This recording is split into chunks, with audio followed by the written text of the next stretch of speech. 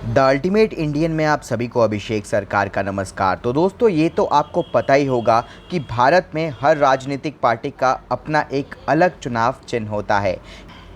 ये चुनाव चिन्ह विभिन्न राजनीतिक दलों के बीच एक अलग पहचान बनाने का काम करता है। साथ ही ये सुनिश्चित करता है कि चुनाव के समय जनता अपनी पसंदीदा पार्टी को वोट देते समय कंफ्यूज ना हो। वही दोस्तों, चुनाव चिन्ह भी बहुत ज़्यादा सोच समझकर रखा जाता है। इसके अलावा कई राजनीतिक दलों के चुनाव चिन्ह के पीछे दिलचस्प कहानियां भी जुड़ी है। ऐसे में हम आपको बताने जा रहे हैं कि भारत की सबसे पुरानी राजनीतिक पार्टी कांग्रेस को कैसे मिला उनका चुनाव चिन्ह हाथ का पंजा।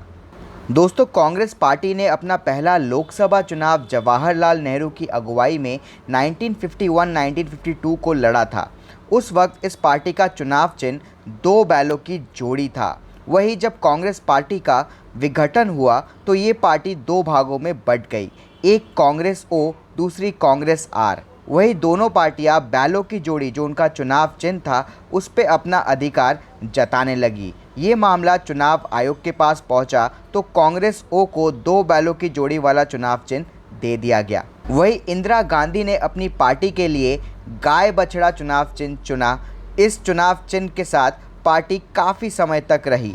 वही आगे चलकर कांग्रेस की स्थिति फिर से डगमगाई और 1978 में पार्टी को तोड़कर एक नई पार्टी बनाई गई जिसका नाम रखा गया कांग्रेस आई। कहते हैं कि गाय और उसका बछड़ा चुनाव चिन्ह पार्टी के लिए नेगेटिव इमेज बना रहा था। लोग इसे अलग तरीके से, यानी गाय को इंदिरा गांधी और बछड़े को संजय गांधी से जोड़कर देख रहे थे। वहीं विपक्ष भी लगातार हमला करने पर था।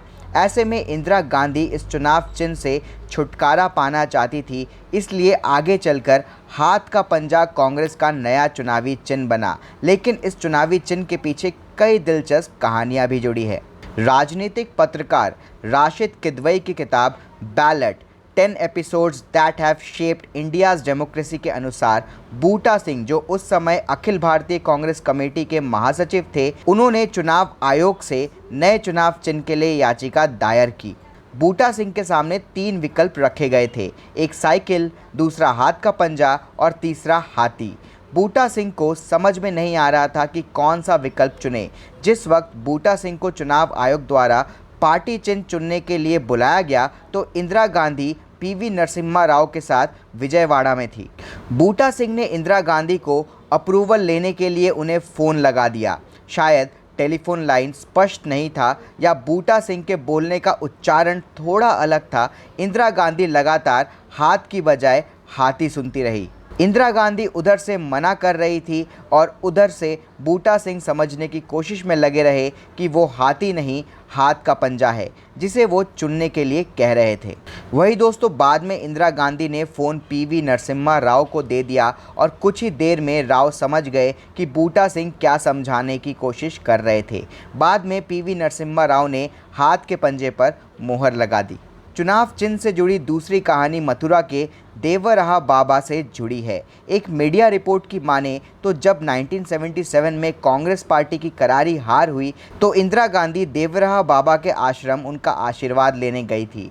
कहते हैं कि बाबा ने हाथ उठाकर उन्हें आशीर्वाद दिया था। इसके बाद इंदिरा गांधी ने पार्टी का चुनाव चिन्ह हाथ का पंजा रख दिया था। चुनाव चिन्ह से जुड़ी तीसरी दिलचस्प कहानी का जिक्र हिंदुस्तान टाइम के एक रिपोर्ट में मिलता है। पलक्कड़ जिले के हेमांबिका मंदिर के लोगों का मानना है कि पूर्व प्रधानमंत्री इंदिरा गांधी मंदिर के देवी से प्रभावित थी। वही ऐसा माना जाता है कि ये अनोखा मंदिर देश का एकमात्र ऐसा मंदिर है जहां केवल देवी का हाथ है और मंदिर को हाथ मंदिर के रूप में भी जाना जाता है। हेमांबिका मंदिर के कार्यकारी अधिकारी वी मुरलीधर के अनुसार पूर्व प्रधानमंत्री इंदिरा गांधी मंदिर के प्रमुख श्रद्धालुओं में से एक थी और उनकी पार्टी का चुनाव चिन्ह देवी के हाथों से लिया गया था। अब दोस्तों, इन तीनों कहानियों में कौन सी कहानियाँ सच है ये तो हमें एग्जैक्टली नहीं पता, पर ये तीनों कहानियाँ ही बहुत ही इंटरेस्टिंग है। आपको क्या लगता है कमेंट बॉक्स में ज़रूर लिखिए और ऐसे शानदार वीडियोस देखने के लिए सब्सक्राइब कर लीजिए हमारे चैनल को। जय हिंद।